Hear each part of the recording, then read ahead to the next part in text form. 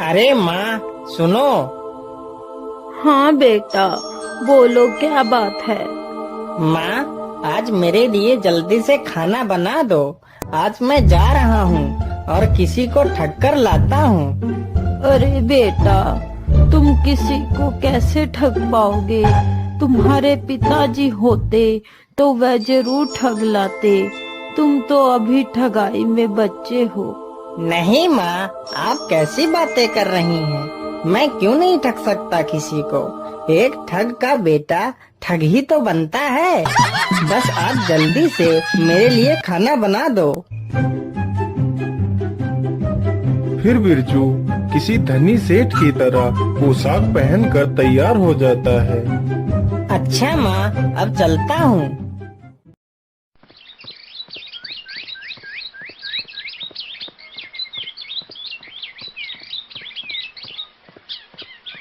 बिरजू चलते चलते एक गांव के नजदीक पहुंचता है। तभी गांव के करीब ही चार ठग अपने खेत में काम कर रहे थे। अरे बड़े भैया, कितने दिन हो गए लेकिन हमने किसी को ठगा नहीं। हाँ बड़े भैया, मन्ना भैया ठीक कह रहे हैं। अब तो हमारे पास पैसे भी नहीं बचे हैं। जो थे वो सब खत्म हो चुके हैं। चलो भैया, आज किसी सेठ को ठगते हैं। अरे सुनो, उधर देखो, उधर कोई मुसाफिर आ रहा है। अरे हाँ, यह तो कोई धनी सेठ लग रहा है। अरे चलो चलो, इसे ही ठगते हैं।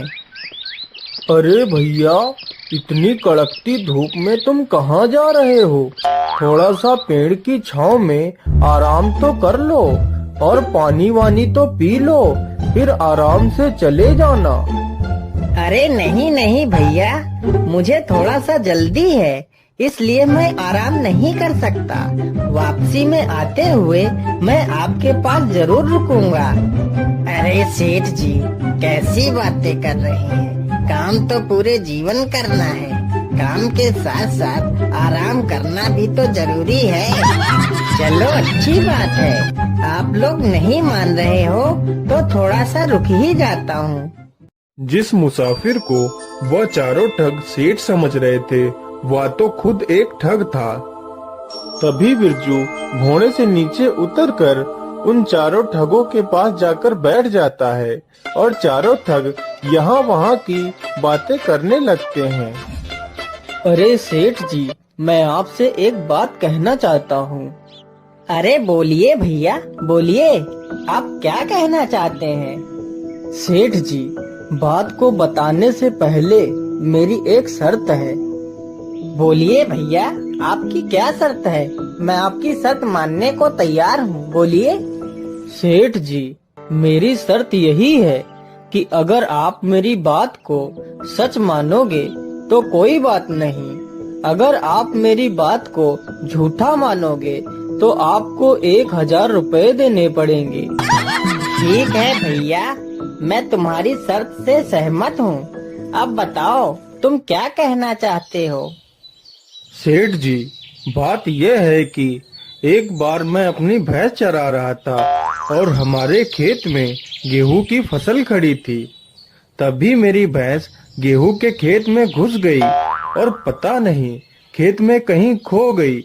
हमने पूरा खेत ढूंढ लिया लेकिन भैंस कहीं नहीं मिली। फिर हमने पूरी फसल कटवा दी, भैंस फिर भी नहीं मिली। फिर मैंने उसी फसल के गेहूं चक्की में पिसवाए लेकिन भैंस फिर भी नहीं मिली। और हद तो तब हो गई जब मैंने उसी आटे की रोटी बनवाई और जैसे ही मैंने रोटी का पहला टुकड़ा तोड़ा तभी भैंस की पूंछ मेरे हाथ में आ गई। तो मैंने भैंस की पूंछ पकड़ के उसे बाहर खींचा, तब मेरी जान में जान आई। लेकिन भैया, आज तक मैंने यह बात जिससे भी बताई है उसने मेरी बात को झूठा ही बताया है।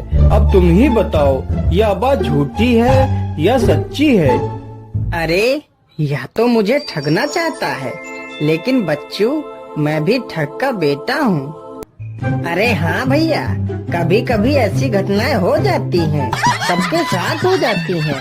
हमारे साथ खुद कई बार ऐसी घटनाएं हो गई हैं। मैं तुम्हें क्या बताऊं, आज ही हमारे साथ ऐसी घटना हो गई।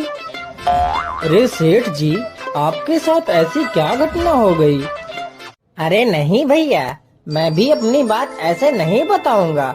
मेरी भी एक शर्त है। बोलिए सेठ जी, आपकी क्या शर्त है? हम आपकी शर्त मानने के लिए तैयार हैं। अरे भैया, शर्त वही है, अगर तुम लोग मेरी बात को झूठा मानोगे तो तुम चारों को 1,000 रुपए देने पड़ेंगे, और अगर सच मानोगे तो कोई बात नहीं। हाँ हाँ ठीक है, हमें तुम्हारी शर्त मंजूर है। बताओ क्या बात थी? अरे भैया, क्या बताऊं, आज जब मैं तैयार होकर सुबह काम के लिए निकलने वाला था, तभी मेरी सेठानी जी ने कुछ सुंदर पकवान बनाए थे और वो कह रही थी कि पकवान खाकर ही जाना। लेकिन मुझे काम की ज्यादा जल्दी थी तो मैं पकवान खाए बिना ही आ गया। लेकिन मेरी सेठानी जी मुझसे इतना प्रेम करती हैं कि वह पकवान लेकर मेरे पीछे पीछे यहाँ तक आ गई हैं। लेकिन सेठ जी, आपकी सेठानी जी तो कहीं नजर नहीं आ रही हैं। अरे भैया, यहाँ नहीं, उधर देखो, वहाँ वो मेरी सेठानी आ रही हैं। अरे बाप रे बाप, वह तो हमारी बहन है। यह सेठ तो हमसे भी बड़ा ठग है। अब क्या करें? अगर हम लोगों ने इसकी बात को झूठ कहा तो यह हम चारों से 1,000 रुपए लेगा, और अगर हमने इसकी बातों को सच कहा तो यह हमारी बहन को ले जाएगा। भैया, मेरी मानो तो अपनी बहन को इस सेठ के घर भेज देते हैं। वैसे भी हमें आज नहीं तो कल अपनी बहन का विवाह तो करना ही था। वैसे भी यह सेठ अपनी बहन को खुशी रखेगा, और अगर इसकी बात को हम झूठ बोलेंगे तो हमें 4,000 रुपए देने पड़ेंगे। हाँ हाँ, अपनी बहन को इस सेठ के साथ भेज देते हैं, और सेठ के घर में जितना भी माल खजाना होगा वह सब हमारी बहन लेकर भाग आएगी। अरे तुम आ गई, मैं कितनी देर से तुम्हारा इंतजार कर रहा हूँ। अरे तुम कौन हो? मैं तो तुम्हें जानती तक नहीं। अरे मेरी प्यारी बहन, ये तुम्हारे पति हैं। तुम्हारा विवाह इनके साथ बचपन में ही हो गया था। अब जाओ बहन, तुम इनके साथ जाओ, हम लोग तुम्हें जल्दी ही लेने आएंगे। अच्छा मेरे प्यारे सालों, अब मैं चलता हूँ। अरे भैया, यह तो हमारी बहन को ही ठग ले गया। हम इसे छोड़ेंगे नहीं। चलो, हम कल ही इसके घर चलेंगे।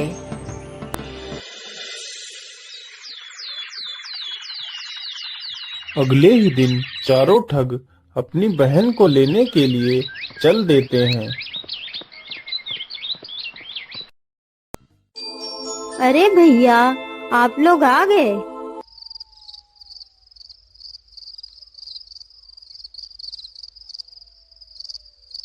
फिर बिरजू उन सब की खूब मेहमान नवाजी करता है। अरे बड़े भैया, जल्दी से उठो, सभी लोग सो गए हैं।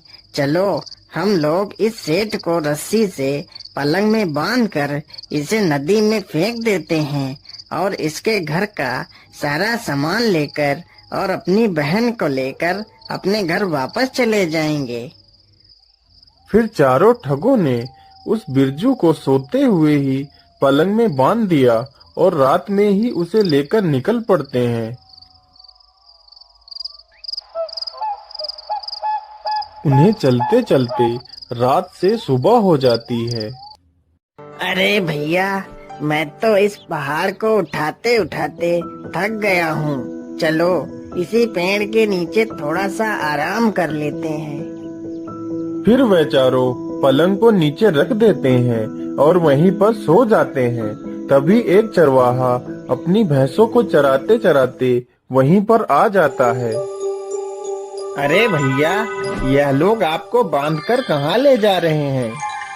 क्या बताऊं भैया, ये चारों हमारे साले हैं। इनकी एक बहन का विवाह हमारे साथ हो चुका है। इनकी एक दूसरी भी बहन है, तो ये लोग उसका विवाह भी मेरे साथ करना चाहते हैं। ये कहते हैं कि इन्हें कहीं लड़का नहीं मिल रहा है। मेरे लाख मना करने के बावजूद भी यह लोग नहीं मान रहे और मुझे बांध कर ले जा रहे हैं। तो भैया क्यों ना इनकी दूसरी बहन का विवाह मेरे साथ करवा दो। हाँ, क्यों नहीं, जरूर करवा सकता हूँ। पहले जल्दी से मुझे इस रस्सी से खोल दो और मेरी जगह तुम चुपचाप होकर लेट जाओ। मैं तुम्हें रस्सी से बांध देता हूँ। बिरजू जल्दी से उस चरवाहे को पलंग में बांधकर वहीं पेड़ के पीछे छिप जाता है।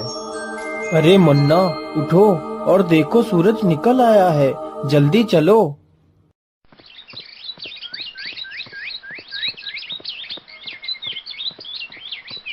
फिर वह चारों उसे उठाकर नदी पर पहुंच जाते हैं। उधर बिरजू उस चरवाहे की सारी भैंसें अपने घर ले जाता है।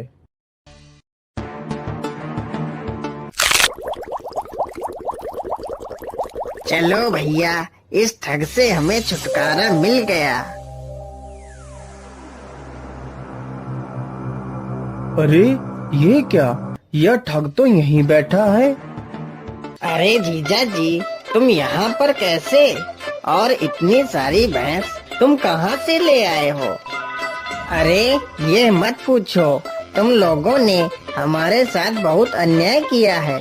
तुम लोगों ने मुझे नदी के किनारे ही फेंक दिया था। अगर थोड़ा सा और आगे गहरे पानी में फेंकते तो इससे भी ज्यादा अच्छी अच्छी भैंस पकड़ कर ले आता। अब क्या करूं? तुम लोगों ने मुझे किनारे ही फेंक दिया तो यही मिली है भैंस। अरे जीजा जी क्या बात कर रहे हो? चलो जीजा जी, मुझे भी कुछ पैसे दिला दो।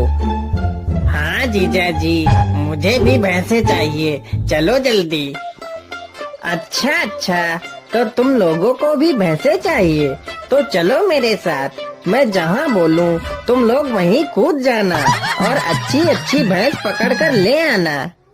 बिरजू उन चारों ठगों को नदी की गहरी धारा के सामने ले जाता है।